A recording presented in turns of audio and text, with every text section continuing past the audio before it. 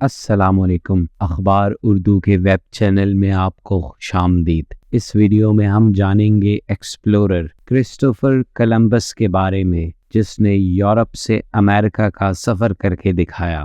حقیقت یہ ہے کہ کولمبس نے امریکہ نہیں دریافت کیا، انہوں نے پہلے یورپی جزائر دیکھے، جس میں باماس جزیرہ اور پھر اسپانولا جزیرہ، جو کہ بعد میں ہیٹی اور ڈومینیکن ریپبلک میں تقسیم ہوئی۔ وہ مزید جنوب کی طرف سفر کرتے رہے اور بعد میں سینٹرل اور ساؤتھ امریکہ تک۔ وہ کبھی یونائٹڈ اسٹیٹ کے قریب تک نہیں پہنچ پائے۔ کولمبس 1451 میں اٹالین سمندری شہر جینوا میں پیدا ہوئے۔ وہ ایک سیلر خاندان سے تعلق رکھتے تھے۔ انہوں نے چھوٹی عمر میں سمندر پر سفر شروع کیا اور 20 سال کی عمر میں ایک تجربہ کار مراقب بن گئے۔ 1456 میں کولمبس نے لسبن، پورچگل میں رہنا شروع کیا اور بہت سال تک نئے تجارت کے راستے ڈھونڈنے کی کوشش کی جو مشرق بعید تک پہنچ سکتی تھیں۔ آخر کار فرنینڈنڈ اور ایزابیلا، اسپین کے بادشاہ اور ملکہ نے انہیں سپورٹ کرنے کا فیصلہ کیا۔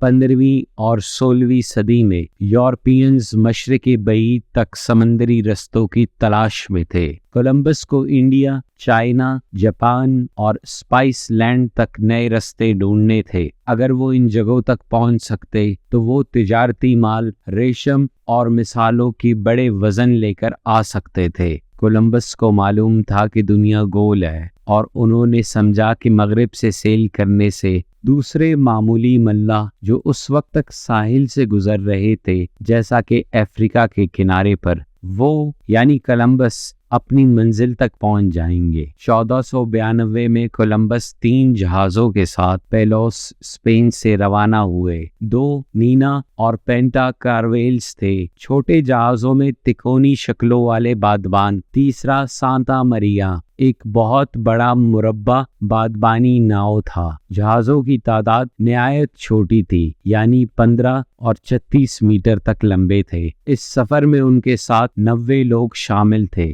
10 ہفتوں تک اٹلانٹک اوشن پر سفر کرنے کے بعد ایک ملاح نے زمین کو دیکھا جو کہ روڈریگو بینزرو جزیرہ تھا۔ وہ ایک چھوٹے سے جزیرے پر اترے جسے کولمبس نے سین سیلواڈور کا نام دیا۔ انہوں نے اس جزیرے کو اسپین کے بادشاہ اور ملکہ کے لیے ڈھونڈنے کا دعویٰ کیا، اگرچہ یہ پہلے سے آباد تھا۔ کولمبس جن لوگوں سے ملے انہیں انڈینز کہا، کیونکہ انہیں یقین تھا کہ وہ انڈینز تک پہنچ چکے ہیں۔ یہ ابتدائی ملاقات یورپین کولونائزیشن کو نیو ورلڈ کے لیے کھولتی ہے، جو مقامی لوگوں کے لیے بہت برے اثرات رکھنے والی تھی۔ کرسمس ڈے 1492 کو سانتا ماریا ایک پتھر پر ٹکرا گیا اور ٹوٹ گیا۔ کولمبس نینا میں منتقل ہوئے اور سانتا ماریا کے 39 کرو ممبرز کو ہسپانولا جزیرے میں چھوڑ دیا۔ انہیں کولمبس نے ایک نیا بسیرا شروع کرنے کو کہا۔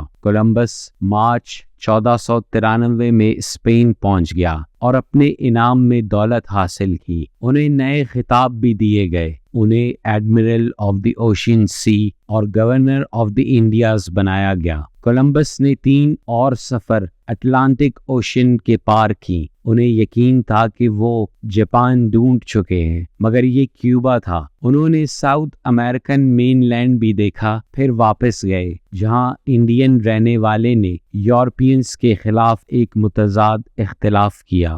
حالات اتنے برے تھے کہ اسپینش اتھارٹیز کو ایک نیا گورنر بھیجنا پڑا۔ کولمبس گرفتار کیا گیا، اسپین لوٹ لیا گیا اور ان کے خطاب چھین لیے گئے، لیکن انہوں نے آخری سفر بھی کیا امریکہ کی طرف، اس بار پاناما کی طرف، جو کہ پیسیفک اوشن سے کچھ میل فاصلے پر تھا۔ کولمبس 1506 میں انتقال کر گیا، پھر بھی یہ یقین کرتے ہوئے کہ انہوں نے مشرقی انڈینز کا نیا راستہ ڈھونڈ لیا۔ آج انہیں ایک باہمت ایکسپلورر کے طور پر دنیا جانتی ہے۔ ان کے سفر صدیوں کی دریافت اور امریکنز کی کولونائزیشن کے آغاز کا ذریعہ بنی۔ ان کی ملاقاتوں نے مقامی لوگوں کا استحصال سالوں تک جاری رکھا۔ امید ہے آپ کو یہ ویڈیو پسند آئی ہوگی۔ مزید ایسی ویڈیوز دیکھنے کے لیے ہمارے چینل کو سبسکرائب کریں۔ اپنا خیال رکھیں۔ تب تک کے لیے اللہ نگہبان۔